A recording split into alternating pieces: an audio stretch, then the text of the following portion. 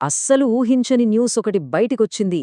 IPL 2026 మొదలవకముందే cricket ప్రపంచంలో ఒక పెద్ద సంచలనం. ఇది ఎవ్వరూ ఎక్స్పెక్ట్ చెయ్యనిది.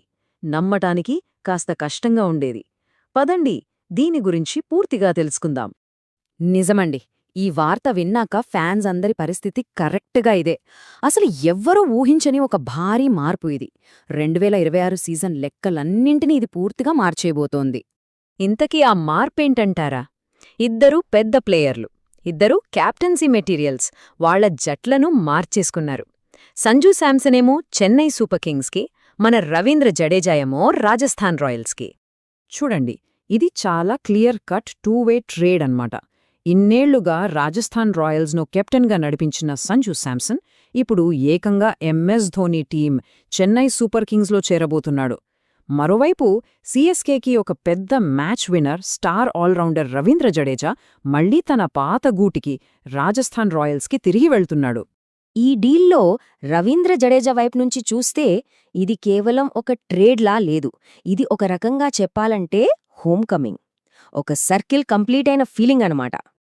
కరెక్ట్గా 17 సంవత్సరాల తర్వాత జడ్డూభాయ్ మళ్లీ రాజస్థాన్ రాయల్స్ జెర్సీ వేసుకోబోతున్నాడు.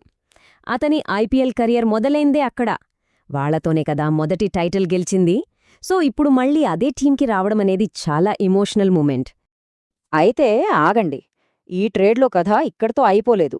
దీంట్లో ఇంకో పెద్ద, అస్సలు ఊహించని ట్విస్ట్ ఒకటుంది. ముఖ్యంగా రాజస్థాన్ రాయల్స్ క్యాంప్లో అస్సలు సిసలైన కథ ఇప్పుడే మొదలైంది. అవును, ఇప్పుడు అందరి మెదళ్లలోనూ ఇదే ప్రశ్న. సంజూ శాంసన్ అంత సక్సెస్ఫుల్ కెప్టెన్ టీం నుండి వెళ్ళిపోయాక మరిప్పుడు రాయల్స్ని నడిపించేది ఎవరు? ఇక్కడే ఉంది అసలైన ట్విస్ట్. ఎవరు అంటే ఎవరు ఊహించని పేరు. అందరినీ షాక్కి గురిచేస్తూ రాజస్థాన్ రాయల్స్ తమ కొత్త కెప్టెన్గా యువ ఆటగాడు రియాన్ పరాగ్ను ప్రకటించింది. జడేజా, అశ్విన్, బట్లర్ లాంటి అంతమంది సీనియర్లు ఉండగా ఈ డెసిషన్ తీసుకోవడం నిజంగా ఒక పెద్ద సంచలనం అనే చెప్పాలి.